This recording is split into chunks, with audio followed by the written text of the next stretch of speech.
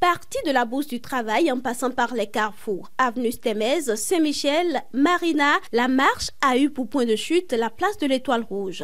Dans une ambiance très mouvementée avec des cris et des chants, les travailleurs fortement mobilisés ont dénoncé sur tout le trajet la cherté de la vie au Bénin. Avec des bandeaux rouges autour de la tête, ils ont brandi des banderoles portant différentes mentions. Sur l'une de ces banderoles, on pouvait lire « Non à une gouvernance qui affame ».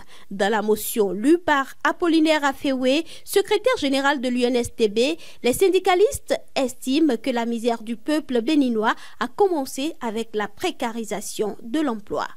Tout a commencé par le vote de la loi 2017-05 du 29 août 2017 fixant les conditions et la procédure d'embauche, de placement de la main-d'œuvre et de résiliation du contrat de travail en République du Bénin.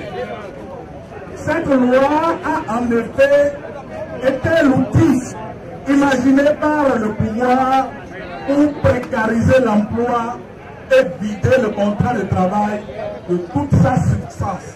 Pendant que le préfet gagne 5 millions par mois, que le député a vu ses avantages multipliés, que le directeur de cabinet est à 3 millions le mois, que le salaire du ministre et du président de la République sont un mystère, les autres couches sociales sont exploitées et leurs acquis sont supprimés. Conséquence, la pauvreté est devenue endémique dans notre pays. Partant des nombreuses nouvelles taxes exigées par le gouvernement de la rupture et de l'augmentation de celles qui existaient, les travailleurs déduisent que la cherté de la vie au Bénin est due à un contexte purement national. Comme pour achever les travailleurs, une fiscalité asphyxiante est instaurée et contribue au renchérissement des prix de toutes les denrées.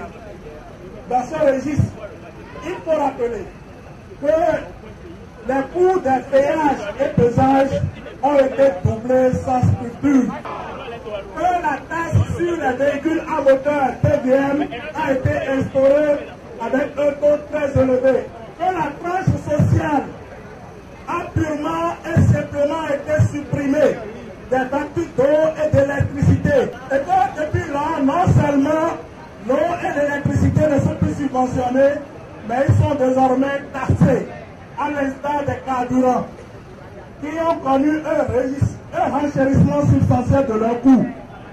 Que la communication est désormais lourdement taxée, de même que l'immobilier, l'assurance, la banque, et que diverses taxes ont été instaurées sur les produits agricoles tels que le soja, l'acajou, le maïs, etc. Comme l'on peut le déduire aisément. Et contrairement à ce que le gouvernement répand dans l'opinion, la cherté excessive de la vie au Bénin n'est pas seulement due au contexte international.